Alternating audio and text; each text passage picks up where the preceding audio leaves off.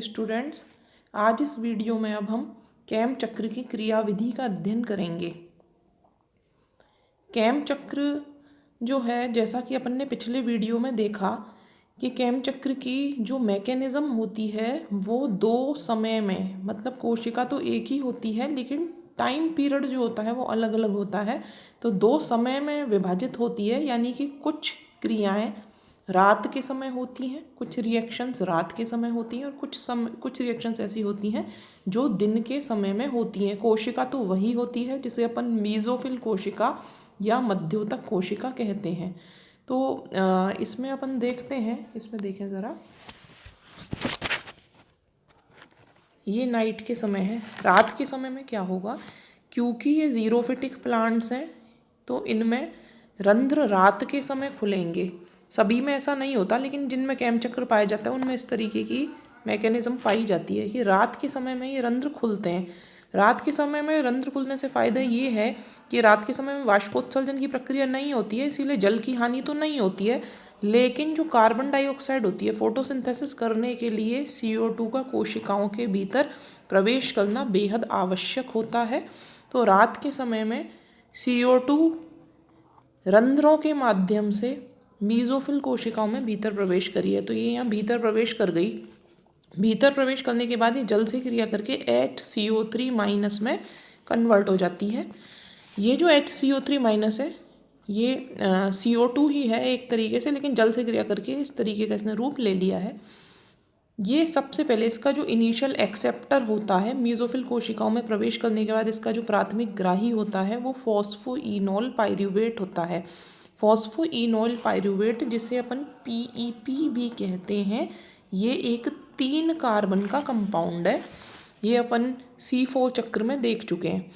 तो ये जो 3 कार्बन का कंपाउंड है प्लस 1 कार्बन मिली है किससे, कार्बन डाइऑक्साइड से, तो 3 + 1 बराबर होता है 4 कार्बन का कंपाउंड, जिसे अपन ऑक्जेलो एसीटेट कहते हैं।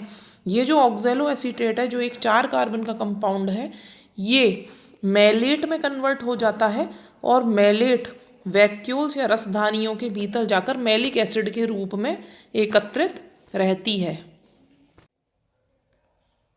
तो इस प्रकार से ये वैक्यूल्स के भीतर संग्रहित रहता है रात के समय में। ये रात के समय में मैलिक एसिड के रूप में ये संग्रहित हो गया वैक्यूल में, क्योंकि अम्ल है और अम्ल कोशिकाओं को हानि पहुंचा सकता है, इसीलिए ये वैक्यूल्स जो होती हैं, जिन्हें अपन रसदानी कहते हैं, उनमें संरक्षित रहता है। ये हो गई रात की प्रक्रिया, यानी रात के समय में CO2 भीतर प्रवेश की है, 3 कार्बन के फॉस्फोइनोल पाइरूवेट से क्रिया करके 4 कार्बन का ऑक्जेलो एसीटेट बना दिया है। ऑक्जेलो एसीटेट ने रिडक्शन की प्रक्रिया के द्वारा मैलेट बनाया है, और मैलेट जो है वो मैलेट सीधे संग्रहित नहीं हो सकता, तो मैलेट जो है वो मैलिक अम्ल में कन्वर्ट होकर रसधानियों के भीतर संग्रहित हो गया। ये काम हुआ है रात के समय, केवल इतना ही होगा। अब इसके बाद जो है, अब इसके कुछ स्टेप्स हैं जो अपन पढ़ लेते हैं। ये यहाँ पर लिखा हुआ है कि रात की प्रक्रिया नाइट के समय में क्या होगा। C4 प्लांट्स की तरह इनमें भी CO2 ग्राही फॉस्फोइनोल पाइरूवेट ही होता है। मीज़ोफिल कोशिकाओं के जीव द्रव्य में उपस्थित होता है। CO2 को अवशोषित करके 4 कार्बन वाला यौगिक ऑक्जेलो एसीटेट बना लेता है। इसके अपचयन से मैलेट बनता है।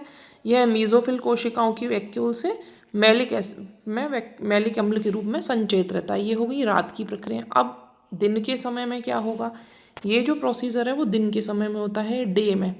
ये डे के समय, दिन के समय में रंध्र बंद रहेंगे इन कोशिकाओं के। रंध्र बंद इसलिए हैं जिससे कि जल की हानि ना हो, वाष्पोत्सर्जन की प्रक्रिया से जल बाहर ना निकले, तो रंध्र बंद रहेंगे। रंध्र बंद होने से ना तो प्रकाश संश्लेषण के लिए CO2 भीतर प्रवेश कर सकती है, CO2 ने अंदर आने की कोशिश की लेकिन नहीं कर पा रही है, तो यूँ बाहर निकल गई। उसी दौरान जल है, जल यदि बाहर निकल के जाना चाहता है दिन के समय में, वाष्पोत्सर्जन की प्रक्रिया द्वारा ये भी बाहर नहीं जा पाएगा, तो ना तो जल की हानि हुई, ना CO2 भीतर प्रवेश करी। तो अब प्रकाश संश्लेषण करना है, दिन के समय ही होगा फोटोसिंथेसिस, तो उसके लिए CO2 की ज़रूरत पड़ेगी। तो अब वो CO2 कहाँ से आए, ये जो रात में मैलिक अम्ल के रूप में CO2 संग्रहित हुई थी, ये मैलिक अम्ल दिन के समय में, डे टाइम में बाहर निकलेगा रसधानी से, और बाहर निकलकर मैलेट में कन्वर्ट हो जाएगा। ये जो मैलेट है ये भी 4 कार्बन का ही कंपाउंड होता है, तो इस 4 कार्बन के मैलेट में से 1 कार्बन CO2 के रूप में बाहर निकल जाएगी। ये जो कार्बन कार्बन डाइऑक्साइड के रूप में बाहर निकल रही है, इस प्रक्रिया को अपन कहते हैं डी फिक्सेशन या फिर डी कार्बोक्सिलेशन। डी मतलब हटना, कार्बोक्सिलेशन मतलब CO2 का, CO2 का बाहर निकलना, ये प्रक्रिया डी कार्बोक्सिलेशन कहलाती है। अभी CO2 क्या करेगी, जो CO2 बाहर निकली है वो क्लोरोप्लास्ट के भीतर प्रवेश करेगी और वहाँ जाकर सामान्य जो अपन ने C3 चक्र पढ़ा था, C3 चक्र के द्वारा ग्लूकोज, जिसे कार्बोहाइड्रेट अपन कहते हैं, कार्बोहाइड्रेट में कन्वर्ट हो जाएगी और ग्लूकोज जो होगा वो कई सारी ग्लूकोज की इकाइयाँ संग्रहित होकर स्टार्च बना लेंगी। तो CO2 से स्टार्च बन रहा है क्लोरोप्लास्ट में, दिन के समय में फोटोसिंथेसिस की प्रक्रिया हो रही है। और PCR चक्र लिखा हुआ है, इसका मतलब होता है C3 चक्र। ये C3 चक्र के द्वारा ये प्रोसेस चलेगा। अब ये जो 3 कार्बन का पाइरूवेट बच गया, 4 कार्बन का मेलेट था, एक CO2 के रूप में निकल गई और 3 कार्बन का एक कंपाउंड बच गया जिसको अपन पाइरूवेट कहते हैं। ये पाइरूवेट क्या करेगा, जो ग्लाइकोलाइसिस की प्रक्रिया थी, तो ग्लाइकोलाइसिस की प्रक्रिया में अपन ने देखा कि जो ग्लूकोज होती है वो ग्लाइकोलाइसिस के अंत में पाइरूविक अम्ल में कन्वर्ट होती है। तो ये जो पाइरूवेट है ये रिवर्स ग्लाइकोलाइसिस, यानी ग्लाइकोलाइसिस में तो यूँ चल रहे हैं, ग्लूकोज से glucose 6 phosphate, fructose 6 phosphate, fructose 1,6 diphosphate, इस तरीके से यू चरण चलते हैं और अंत में फॉस्फोइनोल पाइरूविक एसिड और उससे बनता है पाइरूविक एसिड ग्लाइकोलाइसिस में। लेकिन यहाँ पर क्या हो रहा है, ये जो पाइरूवेट है वो रिवर्स ग्लाइकोलाइसिस, मतलब उल्टा चल रहा है ग्लाइकोलाइसिस। रिवर्स ग्लाइकोलाइसिस नाम की एक प्रक्रिया होती है, उसके द्वारा वापस से पाइरूवेट से वापस से ग्लूकोज बनेगा। यानी ग्लाइकोलाइसिस में तो यूँ चल रहे हैं चरण, यूँ इस तरीके से, और जो रिवर्स ग्लाइकोलाइसिस है उसमें ये उल्टे स्टेप्स चलते हैं, मतलब पाइरूविक अम्ल से फॉस्फोइनोल पाइरूविक अम्ल, इस तरीके से ये जो है ये ग्लीसरल्डिहाइड 3 फॉस्फेट और ये सब जो है ये सारी चीज़ें वापस से उल्टे बनेंगी और फिर अंत में बन जाएगा ग्लूकोज।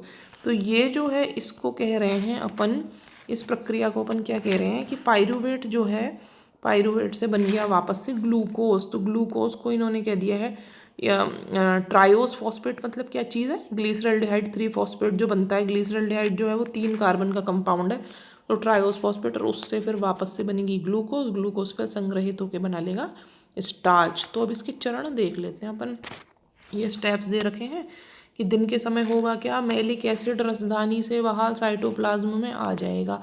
ये मैलिक एसिड जो है वो निकला रसधानी से और बाहर आ गया जीव द्रव्य में, यानी कि साइटोप्लाज्म में। नेक्स्ट स्टेप क्या हो रहा है, NAD मैलिक एंजाइम की उपस्थिति में इसका डीकार्बोक्सिलेशन होगा, यानी CO2 बाहर निकलेगी और इससे पाइरूवेट या फिर जैसे फॉस्फोइनोल पाइरूवेट भी कह सकते हो आप, तथा CO2 बन गए। तो नेक्स्ट स्टेप में हुआ क्या कि ये मैलेट से CO2 निकल गई बाहर और बन गया पाइरूवेट। ये अगला चरण हो गया। इसके नेक्स्ट स्टेप में क्या होगा, केल्विन चक्र द्वारा CO2 का अपचयन होगा जिससे कार्बोहाइड्रेट बनेंगे। ये इस चरण में अपन ने देख लिया। ये CO2 यहाँ चली गई, C3 चक्र चलाया जिससे ये कार्बोहाइड्रेट बन गया जिसे अपन स्टार्च कहते हैं। फिर इसके नेक्स्ट स्टेप में क्या हुआ, डीकार्बोक्सिलेशन का जो दूसरा प्रोडक्ट है जिसको अपन फॉस्फोइनोल पाइरूवेट या पाइरूवेट कह रहे हैं वो बनेगा, उसका वापस से रिडक्शन होगा जिससे रिजल्ट क्या बनेगा, ग्लूकोज, स्टार्च आदि कार्बोहाइड्रेट्स का निर्माण होगा। तो यहाँ पर ये अंत में फिर ये वापस से ये ग्लूकोज वगैरह जो है ट्रायोस फॉस्फेट बना और वापस से स्टार्च बना। तो इधर से चल के भी स्टार्च बन रहे हैं, इधर से चल के भी स्टार्च बन रहे हैं और इस तरीके से ये जो प्रक्रिया है वो संपन्न हो गई। तो फोटोसिंथेसिस का उद्देश्य यही होता है कि CO2 को ग्रहण करके कार्बोहाइड्रेट में कन्वर्ट करना। कार्बोहाइड्रेट क्या है, स्टार्च है। ग्लूकोज जो होता है वो सरल कार्बोहाइड्रेट है और उसका जो जटिल रूप होता है वो है स्टार्च। तो ये कैम चक्र की जो क्रियाविधि होती है वो इस प्रकार से समाप्त होती है। Thank you.